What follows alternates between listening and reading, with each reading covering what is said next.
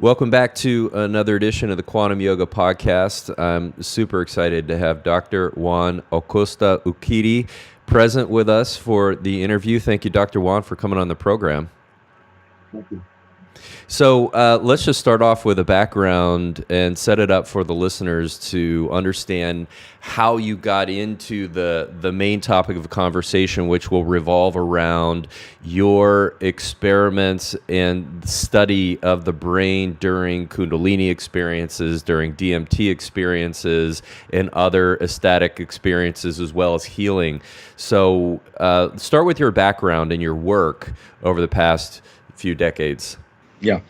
So actually, I carry two cards. I have one which is my brainwaves and heart waves practice. That's the name of the company. And that's the clinical QEEG-based neurofeedback, as well as peripheral neurofeedback. And then I have another card that is called neuroshamanism.com, and I'll get more into that one. What I should say right at the outset is I'm basically a research scientist, you see. So my orientation is exploration and discovery. That's what drives me to do all of this work. And so I made some discoveries in the lab, and, I have a list of publications in conventional science, top journals, and I worked in some important areas. So that's what gets me up to study somebody who can do Kundalini, for example, activations, or some meditator who's been doing it for a good number of years, healers. The healers study, I have presented my work at international conferences. ICEEM, Society for Scientific Exploration, California Institute for Human Studies Symposia, Science Symposia, the one in Encinitas outside San Diego. And I have abstracts out there, and I wrote it up as a full paper, put a lot of work, energy into it, submitted it to journals, and it got rejected by 3 journals. These are not top-tier journals, but they're peer-reviewed, appropriate journals for the field, psychophysiology types of journals. And one was a healing journal, Explore. So that was quite a setback, and it wasn't due to any issues with the data, the effects, highly statistically significant results. It was more political. It was about we don't want to publish anything that uses the word energy healing, and stay away from that. So I have to rethink how I'm going to get that out published. I may have to just write a book and do it that way. And so I have PowerPoints, and I give these presentations. Just a couple months ago, I gave one at the East West Bookstore in Mountain View that was entitled EEG Studies of Healers, Mystics, and Shamans.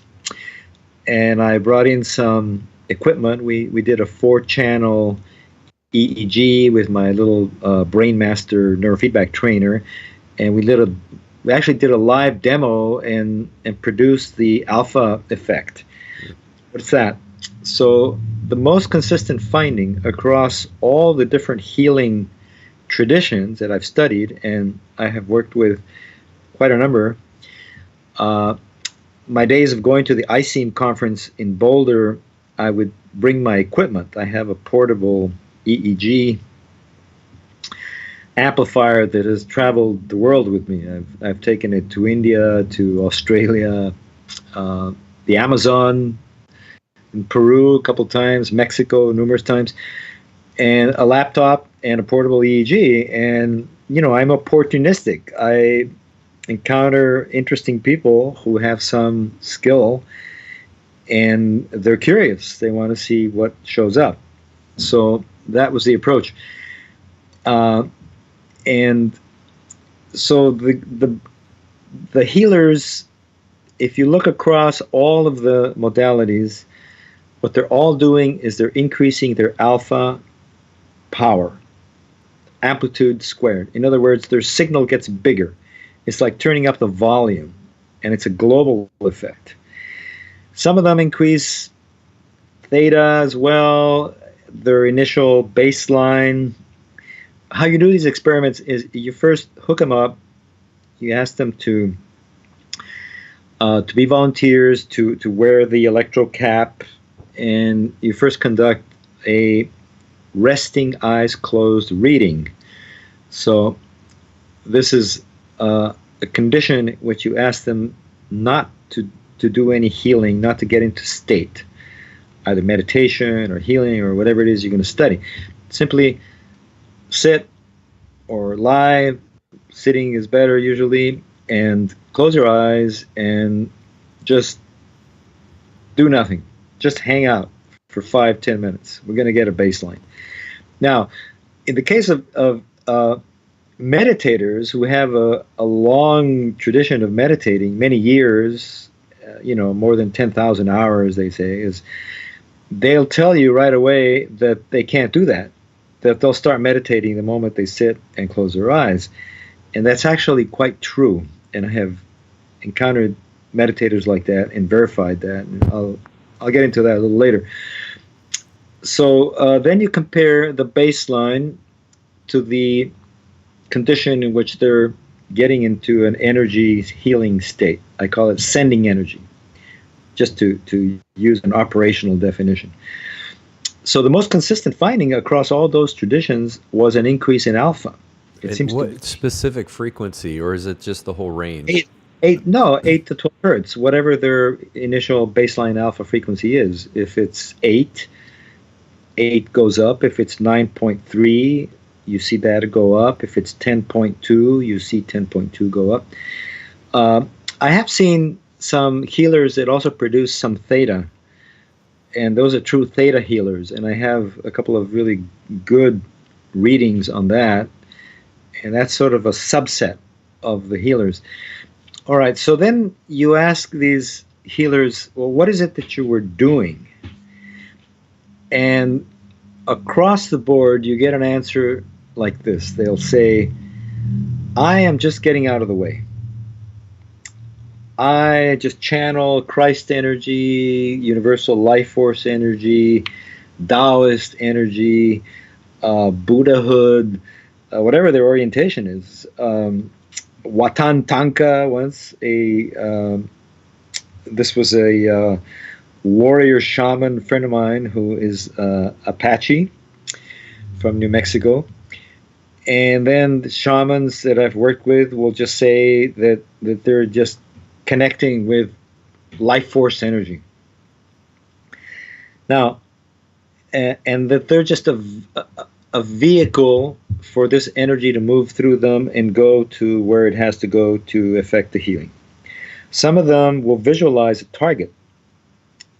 Pranic healing is like that. Reiki, well, you visualize symbols. Okay, so there's that component. It's not just dropping out and getting out of the way, but some of them involve some cognitive elements too. Those types of activities in the brain are likely to elevate alpha, and so that's where I think the mechanism, at least the mental state, I won't say mechanism because that involves really knowing what the neurophysiology is doing, but that's sort of the mental state that healers get into. And you said this is occurring globally, so we're talking globally, like coherence in the sense that everything is sort of unified. Yeah, globally refers to the scalp locations. All right, so I work with just 19 sites, the 1020 international system. So you see the alpha increase at even frontal locations, if there is any alpha. You always have to do the baseline. See, the baseline is the starting point, and then you can compare what the treatment looks like minus the baseline, and then you get the effect. So you can do difference maps. All right. So the what was the thread here? I was going to say, oh, what happens now to a subject, the client, receiving the healing? All right. Well, I've done a good number of subjects, hooked them up while they are receiving, say, Reiki or Jore, and what you find is their alpha power goes up very significantly. Now, I've done a sham control where I've invited a group of people who are not healers, who don't really know what they're supposed to be doing in the experiment. You know, it's kind of blinded. And you ask them to simulate that they're doing a healing session, and they don't produce the alpha effect. Okay? So, it takes some training to do the healing work. So now we have healer and healee, if you wish, both showing an increase in alpha. So it's beginning to look like a resonance type of phenomenon. Now, there are studies that have hooked a healer and a client simultaneously using two EEG setups linked to start at, synchronously recording and all that, and they have shown the synchronous correlation of signals. Okay, in one case, one study, but it was an N of 1. So clearly, these have to be replicated, and we have to follow that up. I had some years ago an opportunity to work with another clinician who had an EEG equipment, and we tried the simultaneous, and we had technical problems with one of the amplifiers, and we didn't get the data. So it's something it's in my list to do. Okay, so then I've had a great interest in altered states, and I call meditation an altered state. If you really drop into a deep meditation, it can be a profound altered state. And I had those when I was much younger, meditating in TM. I remember having experiences where I could just experience myself as a channel of light, where my experience of peripheral, my limbs and all that was sort of reduced or gone, and very pleasant and profound. And so they're less profound now, but I'm not a habitual TMer practitioner, so I just do it when I need to. And then I did a little bit of yoga and experienced some somatic and mind-body types of changes, and I thought these are all altered states. And then, of course, using psychoactives. And I guess my first interest was with cannabis. What is cannabis doing to our brains that so profoundly changes our perceptions and our cognitive abilities and so on? And then, of course, psilocybin mushrooms have been great teachers. And let's jump all the way to around 2005 or so. I was at a conference of International Society for Neurofeedback and Research. This is the community that does the neurofeedback and EEG. And a colleague offered me some Salvia divinorum. So I had my first experience with that plant. And then I had another colleague who urged me to record it because I had my EEG equipment handy. So I got the first Salvia EEG recording. And all these experts were in the room with me while this was happening, and it was quite an event. It was reproducible, and it was quite significant. Well, the colleagues that wanted to be involved in the study never moved a muscle. It happens typically. They got involved with their own things, and they got busy. So I decided that it was so exciting, I was going to follow up on this, so I did. And over the next year or so in Mexico, I had an opportunity to record many more Qs, I call them, short for QEEG recordings, of volunteers smoking Salvia divinorum extract, and profound effects. And some of them are similar to DMT, which I can get into later. And so I have a paper that's just an abstract of those results. And now at the latest MAPS conference, the Multidisciplinary Association of Psychedelic Studies, there were a couple of presentations on Salvia divinorum. So it's now a hot topic. Salvia is very interesting because it doesn't work like classic psychedelics. It targets the kappa opioid receptors. So it's part of our endorphin system. But there's beautiful pharmacological and neurochemical studies of salvia, and it's been of interest as a antidepressant, anti-anxiety, and so on. I have a collection of references on that. So that's something I want to follow up because it's important. Well, in terms of the Q, did you see pretty consistent results? Experience to experience, participant to participant, that it has relatively same effects. Oh yeah. And how could you characterize that for us in the brainwave coherence maps? Is that even possible?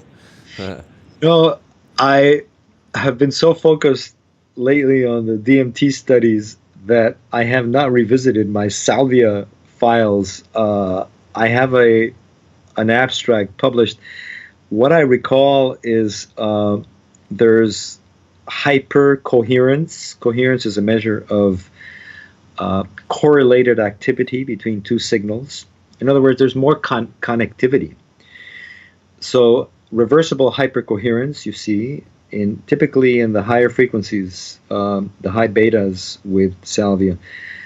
I recall also the alpha amplitude being suppressed, but I want to be cautious giving you all that info until I revisit my abstract and read it carefully again and all that, because I've not talked about salvia now for a number of years. All right, so I got distracted with the DMT studies because that one really panned out. See, that's what happened. So how did that happen? It was the year 2006. I was attending the Soga del Alma summer conference in Iquitos, the Amazon, Peru. It's a big town in the middle of the Amazon. And they call it the Ayahuasca 101 conference because it covers the material in depth. And there I met Rak Razam, the investigative reporter from Australia. He had a video cameraman with him, and we ended up doing DMT sessions at a location just outside of town at the home of one of the shamans. And it's in the movie. It's in the Aya Awakenings film. It's one of the chapters. It's called The Experiments at La Rosacita. That's the name of the home. And so Rak, being one of the subjects, has an epiphany. He really has a deep experience. He's crying out, "This is it, this is it, this is it."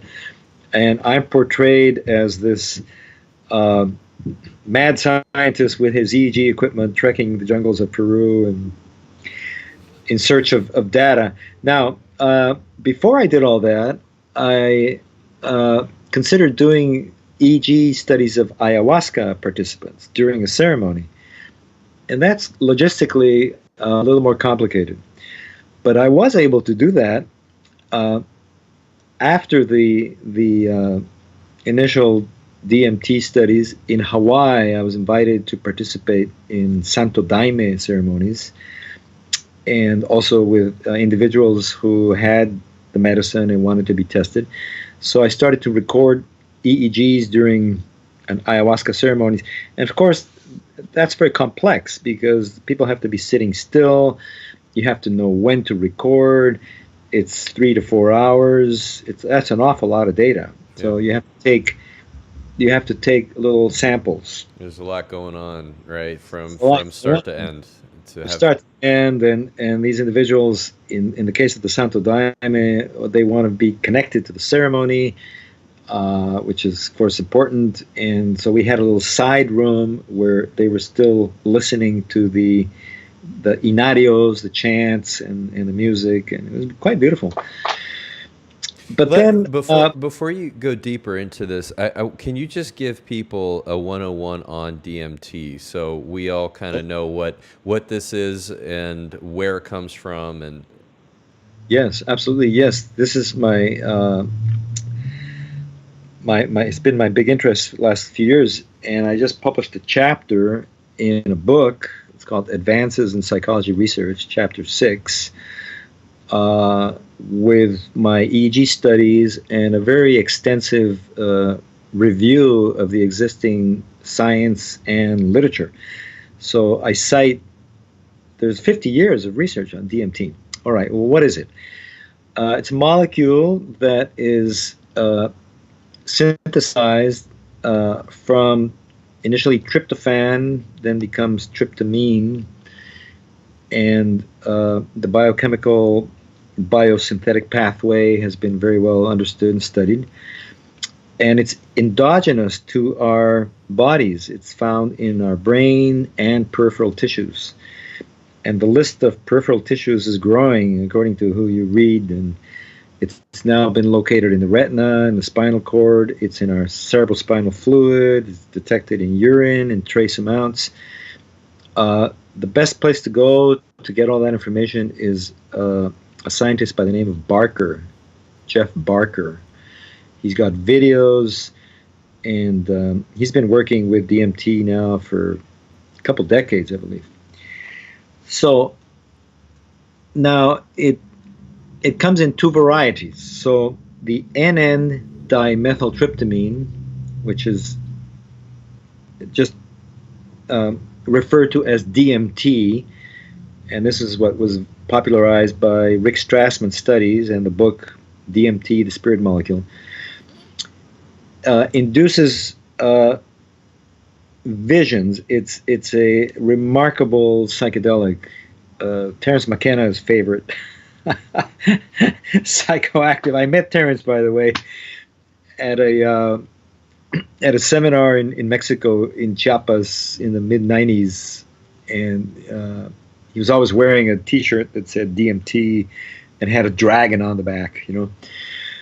So when you smoke it, it's a very fast-acting effect. Within less than 30 seconds, you can feel it. And it's short duration. It'll last 5, 10, 15 minutes. Longer if you take more of it. And if you mix it with inhibitors, MAO inhibitors, a mixture that's called changa, which is now very popular. So that extends the duration and the intensity of the experience. And traditionally, where's that derived from? Well, DMT is found in nature. It's in many, many plants, and has been known to humans. This is the paper I wrote, for thousands of years, really. There's evidence that in the Amazon basin and in Peru, there's archaeological finds showing a snuff bag with seeds of Anandantera peregrina, which contain DMT. So let me back up a little bit. So there's the N N-DMT, and then there's the 5-methoxy-DMT. And the difference is a CH3O, which is called methyl oxy, attached to the 5 position on the indole ring in the chemical structure. And they're qualitatively quite different.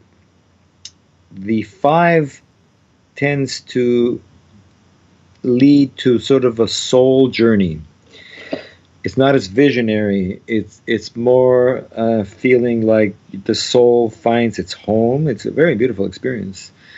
White light. There's numerous descriptions of this. I have a list of them. Some of them are extraordinary, statements by individuals that have poetically described this ineffable experience. You also can experience a place that's loving, that's love. And it can also be sort of like a death rebirth initiation. My first experience with it was 2005, and the first thought that came to me as the effect took hold, because it's very powerful, it just overtakes you completely. It's like you're mounted by this spirit, this agency that just, you can feel this electrical vibration all the way to your toes. Your entire body is possessed. My first thought was, oh shit, I think I just died. I think I just killed myself. Oh boy. And it was a familiar feeling to me because I had a near-death experience as a child at the age of 9. That's another big story. But then the second thought was, oh, but now I'm in heaven. I have landed in heaven. This is extraordinary. I don't really care if I died. I can hang out here forever. I was in this place with clouds, angel faces. It really was like heaven. I mean, white light. And then the facilitator started playing a Tibetan singing bowl. Oh my God. I became the pure sound, the vibration. I was the sound. It was a profound experience. So it just referenced for us where traditionally, if you can give us the most famous or popular example of where 5-methoxy-DMT and where NMDMT are derived. Oh yes, well, they're found in grasses and many plants, and the list is hundreds. There's a big book. It's called the Encyclopedia of Psychoactive Plants by Christian Rasch, which has a table summarizing. And there's more now. So the N N-DMT is particularly rich in acacia trees, acacia species. And one common one is the Mimosa hostilis, tree bark.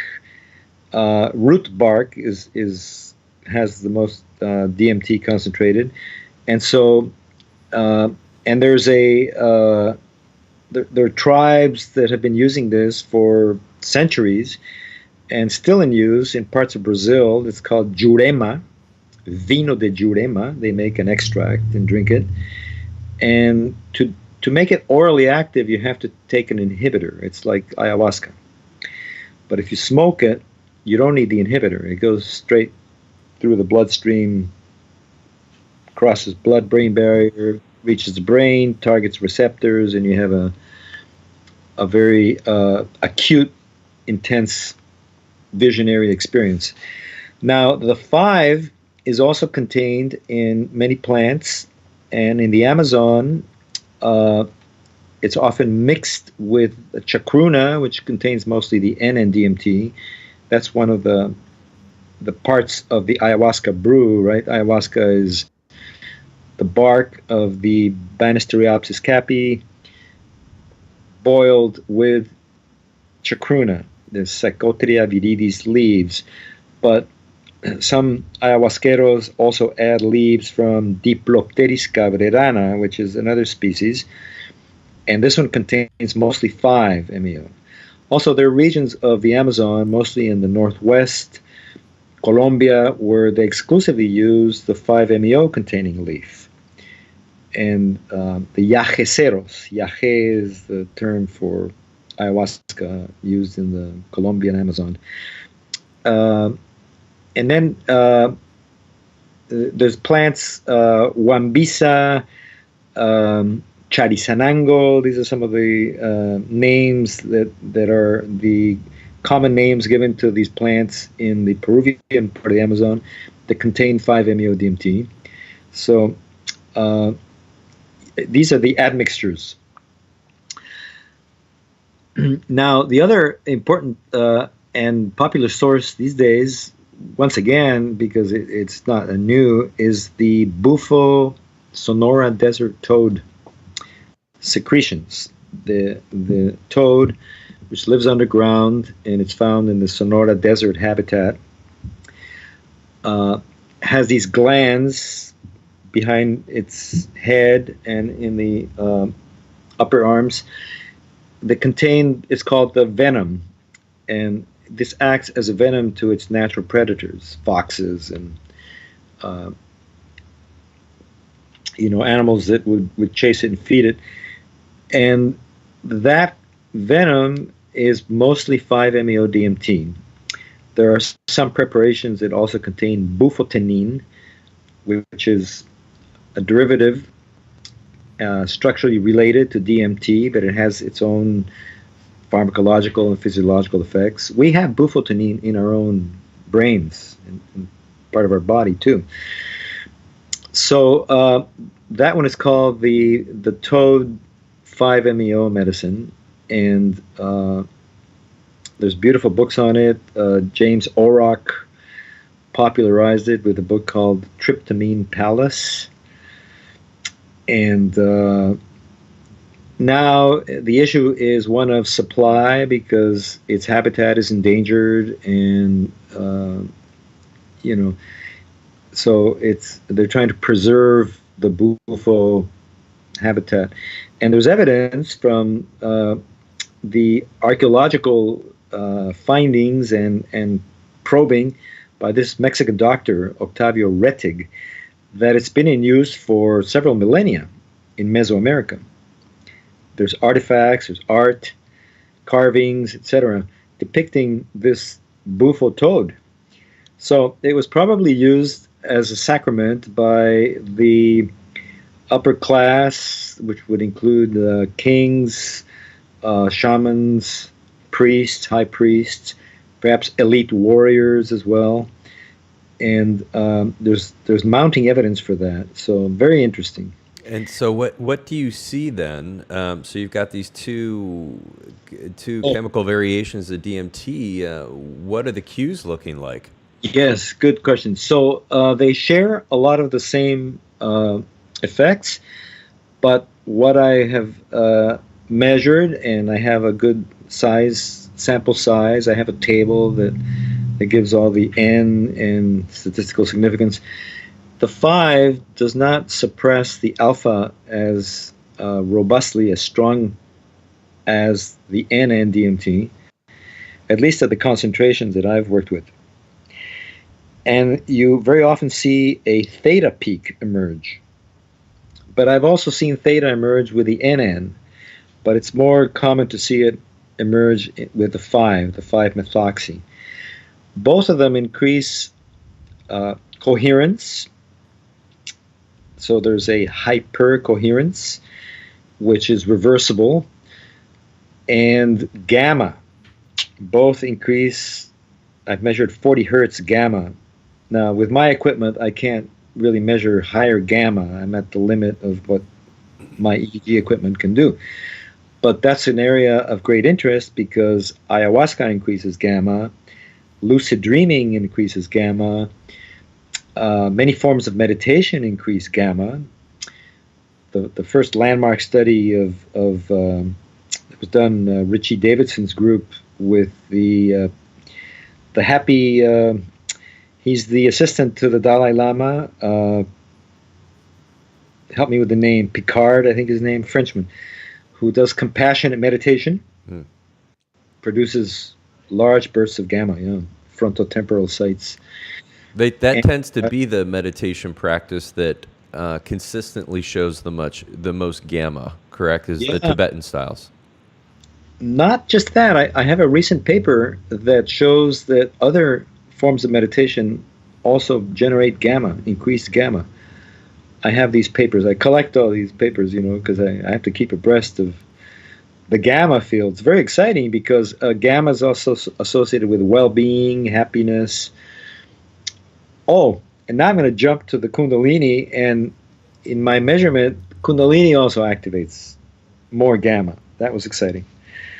So this is just an N of 1. Okay, so it's a preliminary finding.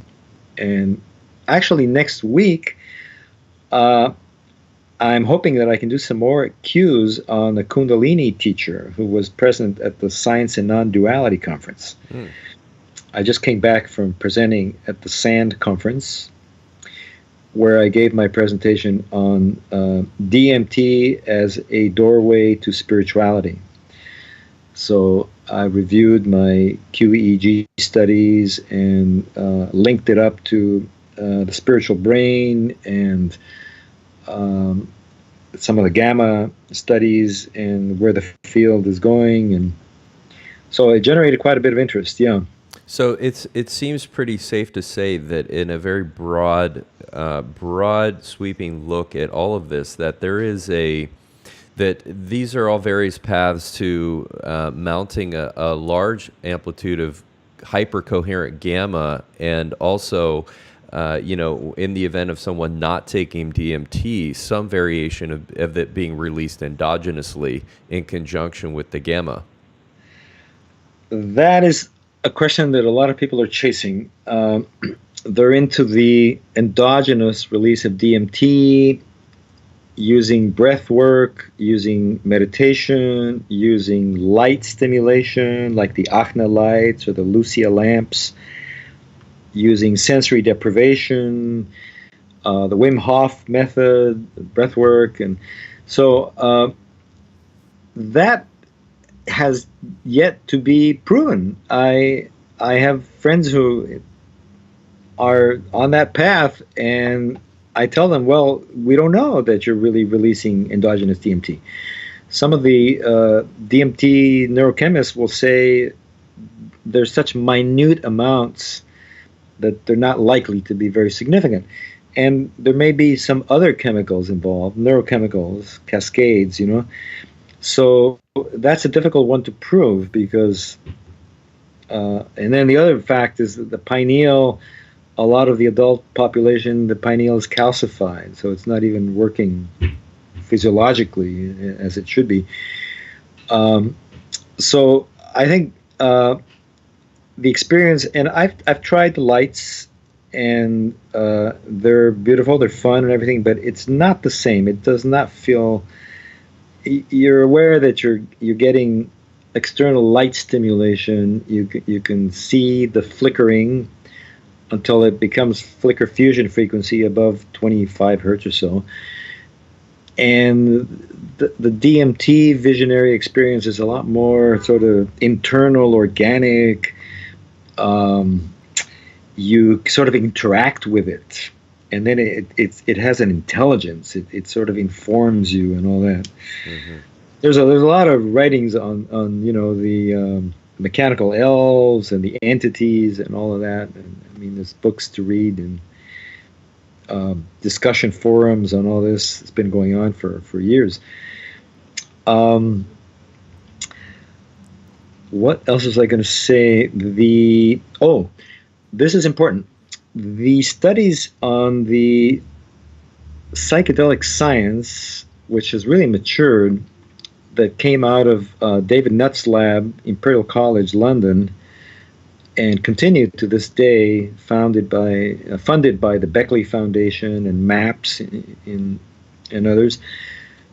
They have fMRIs and they have MEG, magnetoencephalography. So they have the big toys to look at brain function. And one of the so they published on psilocybin, most recently on the LSD, and then they've done some with I believe ketamine, and now they're moving into DMT. And I just met a British guy from London at the SAND conference who's going to be one of the subjects that's going to receive an intravenous injection of DMT and have his brain scanned in an fMRI machine.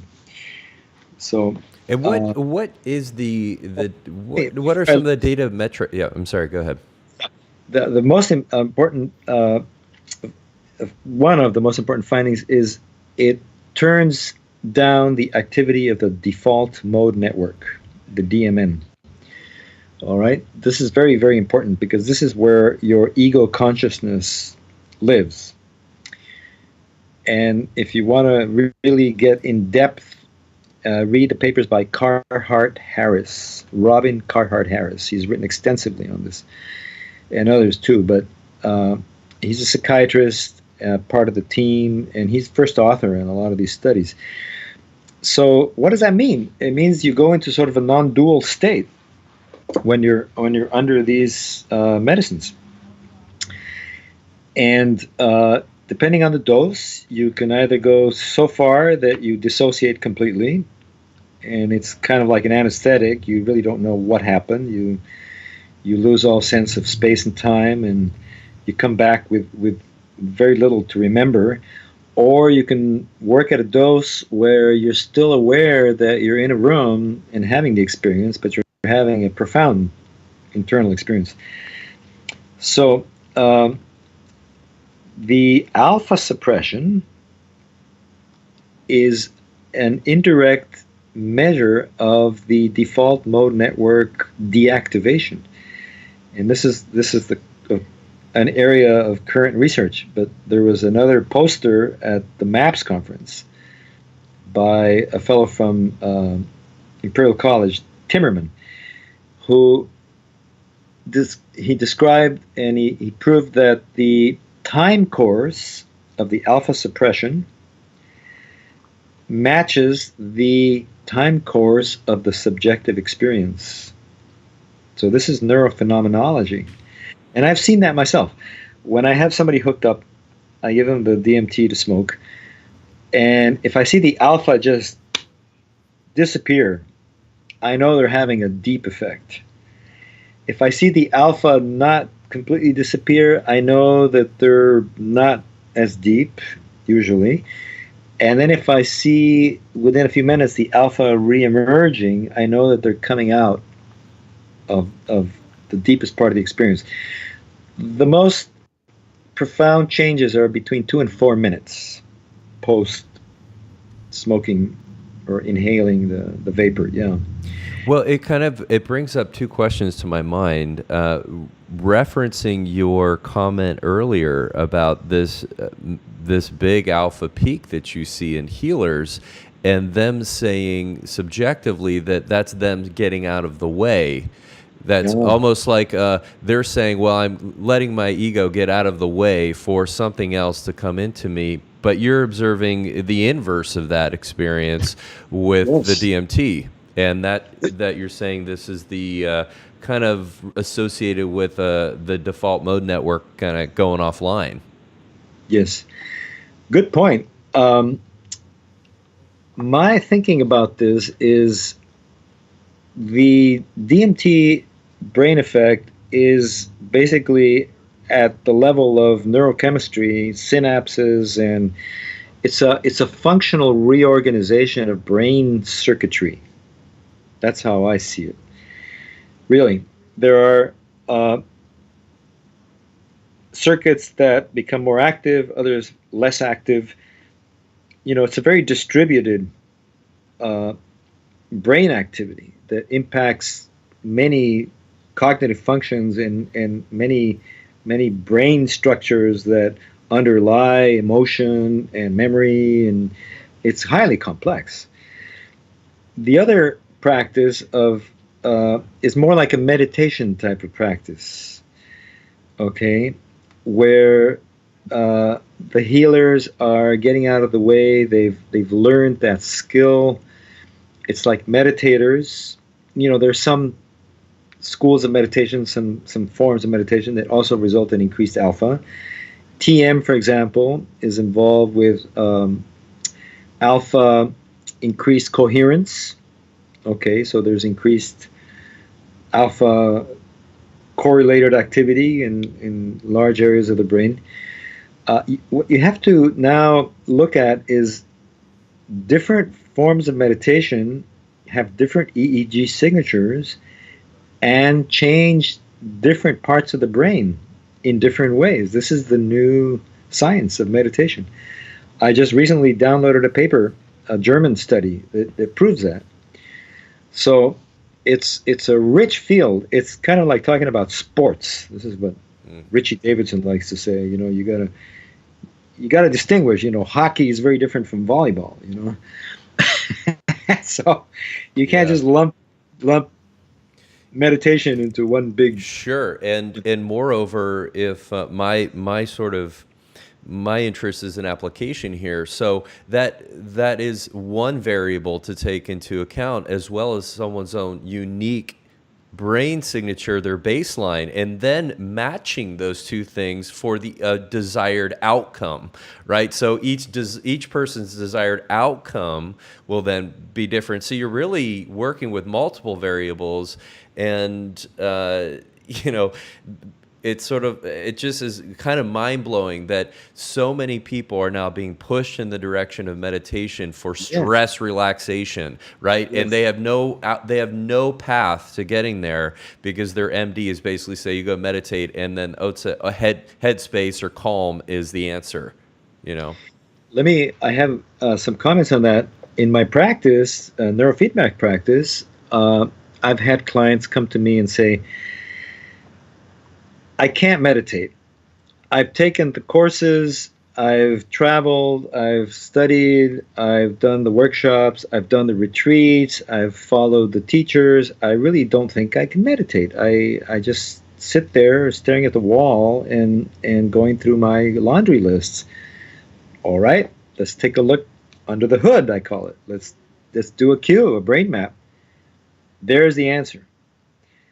It shows that you can't turn off a lot of excessive high beta activity, which is sort of the rumination that's going on.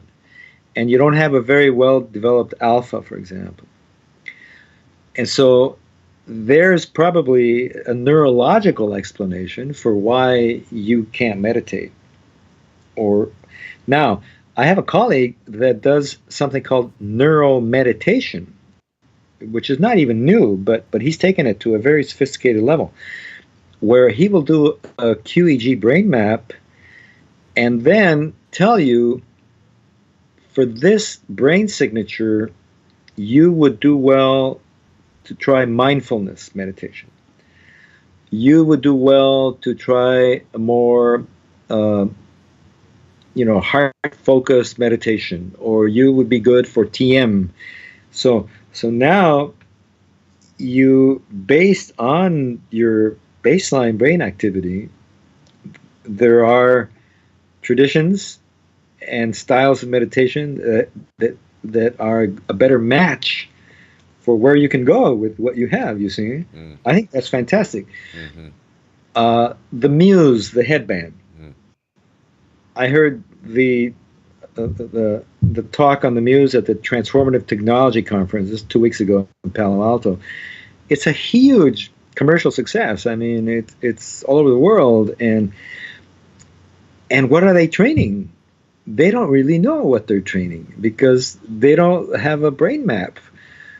I had an experience with one individual who came to me, and he said, I've been working with the Muse, keeping a log of, when my mind is clear, the sky is blue, and the birds are chirping, it's sunny out. This is the feedback on the screen, right? And when I get into busy mind, the sky is clouded over and the chirping ends. But he says, what brain waves am I producing when that happens? And what we did was we did a simultaneous Muse and Q, and wow, what a surprise. For this individual, now this is a bit unusual, when he thought he was meditating, he was actually elevating his beta frequencies. So he, oh my gosh. Imagine, so he was tasking more. And when he was busy mind, he was dropping into a theta state. Oh, goodness. Totally the opposite of what you would have expected, right? Yeah. So I tell people, until you measure it Yeah. You don't really know what you're doing. I've had an experience with theta healers. I've mapped a number of them, 5 or 6, including an instructor of theta healing who certifies them. None of them produced any theta whatsoever. They were, they were Metaphorical shocked, theta, Dr. you Juan. know. Yeah, yeah. So um, it's a marketing thing mostly. My goodness. Wow. I had a question that now just pales in comparison to what you just said. Um, Okay. Well, getting just one more point about gamma here that I would like to ask you about. As I understand it, when these gamma eruptions occur, they're always on top of a carrier wave. Yeah, gamma is embedded in theta. Theta is like a carrier wave for gamma. Yeah, yeah. There's many cross frequency correlations. They're called. Yes, it's very complex. Gamma is just the uh, I guess it's the fast band frequency. It's when it was first explored, and I have the neurophysiology papers, and it goes way back. I mean, uh, gammas is it was called the binding frequency because it brings together many different spatially separated circuits of the brain into one coherent gestalt, if you wish. So we all make, by the way, we all make all the time some delta, some theta, some alpha, and some beta and gamma. We need all of them. What distinguishes a state, I call a brain state, is if you're able to park and sustain just a theta state. And I've seen this with, for example, Zen meditators. One Zen master that I mapped could hold a theta state even with the eyes open, and that was exciting. And then I mapped another individual some years ago in Santa Cruz when I was living there, who did some, I forget the name of the meditation, but it took him about 15 minutes of prepping using this breath work, quite rigorous breath work. And he said he had been having this practice for over 20 years, so he was quite darshan something. I have his cues in my files. And he said, I think I go into theta because I lose track of time. You know, I have some altered perceptual ability. Yes, indeed. He dropped beautifully into a theta state. But he had to do the breath work, and, it took some effort. Right. Yeah. Well, Now, and it there also are, seems that when you are seeing these occurrences and these state changes, that there is a hypercoherence, as you like to refer to it, as being reversible. Because that if it's not reversible, then there's people that then have that would be considered dysfunctional, right? If it's not reversible. Okay. it's not a very efficient mode of operation of the brain. I mean, and in some people, like with the medicines, can lead to psychotic breaks and things. So there are some people for whom these psychedelic explorations are not indicated. So in the way that you're talking about your friend who does neuromeditation, where you do a cue, recommend you could similarly do that practice for entheogens. Do a cue and say, oh, this would be probably really interesting for you because you're not there very much. Or this would not be a good idea for you because this would just exacerbate your existing dysfunction. Yes, I am very careful. I try and get a history of a person's, if they have any psychiatric history or any use of psychiatric medications, because those people are at high risk for severe abnormal reactions with all these medicines. It's not recommended. Yeah. Well, Dr. Juan, I want to make sure we've gone over in our time here, and so I want to respect yours. You got things going on. Let the listeners know how they can get more info about you and some of your exciting cues that you've published. Sure. I have an email. It's jacostaur@gmail.com. I have a website called neuroshamanism.com. That's for the exploration, visionary plants and my adventures with shamans and ceremonies and entheogens, really. And then I have another one called brainwaves and heartwaves.com. And that is the clinical biofeedback, Q-based biofeedback website. This article it's a chapter. It's in a volume, which I have. Look, we can show it to you here. It's an expensive book. Can you see that? Yeah, Advances in Psychology Research, Volume 130. Yes. And I can provide some PDF files, but I have to sort of do it independently using my email. So this is quite an extensive chapter, and it has here's the hypercoherence and the gamma data. And of course, I'd have to explain a little bit what those graphs and figures mean. But all those lines indicate increased coherence in baseline, DMT, and then recovery. You can see that it's reversible. Okay. And this one occurred for the delta band. This one occurred for the beta band. So, got it. Fantastic. Yeah. Well, definitely, I'll put that in the show notes if you're able to email it to me. Yeah, you bet. Excellent. Well, thank you, Dr. Juan Acosta-Urquidi, for joining us in the Quantum Yoga Podcast. And good luck and fair travels on your further explorations. Thank you very much. Look forward to more.